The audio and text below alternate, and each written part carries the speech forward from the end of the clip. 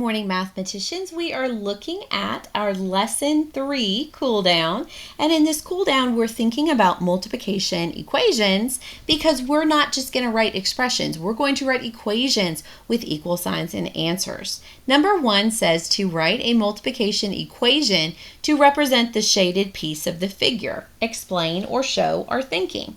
So first of all, let's consider what we see when we're looking at this. When we are looking at the columns in our shape. Our whole is broken into how many columns? Well, it is broken into 3 columns. And how many of those columns have shading? 1 of those columns have shading. So when I consider my square, when I consider it in its columns, I am seeing 1/3. Now let's consider the rows. When I consider my rows, how many rows is this whole broken into? It is broken into 3 rows. And how many of those rows have shading? 1 of those rows have shading. So in this way, I am seeing, I'm going to put this in a different color. Let me put this in green. I am seeing 1/3 times 1/3 because I had my 1/3 in 1 of 3 rows having shaded, my second 1/3 in 1 of 3 columns having a shaded area. And now I have to give my answer. This is an equation, so I'm going to have the other side of the equal sign with the value that this expression equals. Now I am looking at this whole, and I'm now going to ask myself, well, how many squares is this entire shape broken into? It is broken into 9 squares. It's a 3 by 3 array. And how many of those squares have shading? That would be 1. So now I know that 1/3 times 1/3 equals 1/9.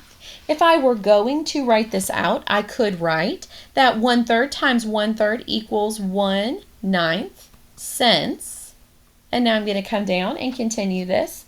There is 1/3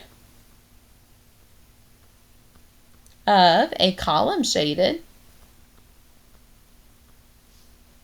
right? 1/3 of the columns are shaded, and 1/3 of the rows are shaded.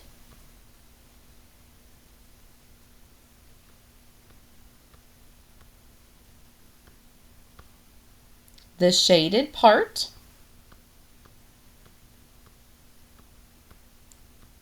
is 1/9 of the square. So I've now answered this question by first finding the 2 factors between the rows and the columns, multiplying those together to get my answer, and I've given an explanation that does show that. In number 2, we are completing each equation, and it does say that we can draw a diagram if it helps you. Let's go ahead and do that so that we can practice how we would draw a diagram if it were not provided for us. So I'm going to go ahead and draw this, and I am going to say that yes, this equals 1 whole. But I'm going to be showing 1/5 this way. So to show 1/5 this way, as we've seen, I'm going to be dividing this into 5 columns.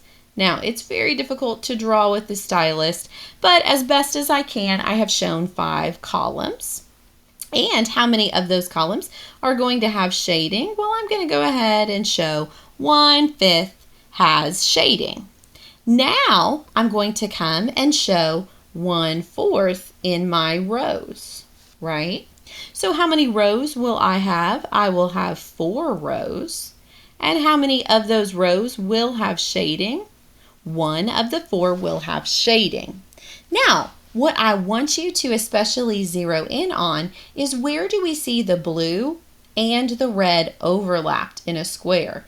It only overlaps right here at this moment, right? So that is where my answer lies.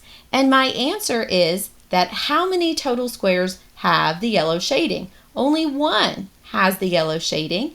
Out of how many total squares are there? I could count them and see that they're 20, or I could remember that this is a 4 by 5 array, and again I will find that there are 20 total squares inside this hole, and one of them is shaded. So I now know that 1/5 times 1/4 equals 1/20th. We're going to do the same thing for our B. We're going to go ahead and draw that this represents one whole, right? And I really could label it as 1, both in the columns and in the rows. Now I'm going to go ahead and show my 1/2 here in the columns, right? I'm going to show that there are 2 columns, and I'm going to give some shading to one of the 2 columns.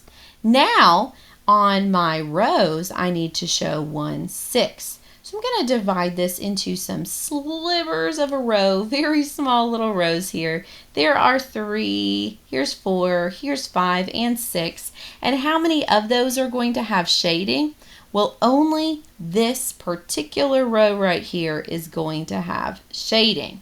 Now my answer is going to be where I see the overlap of the blue and the yellow. It is only right here that has the overlap.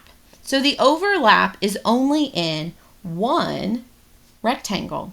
Of how many total rectangles make up this whole?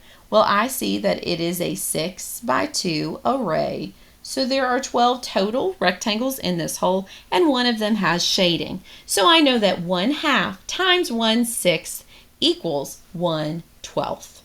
That finishes up this lesson 3 cool down.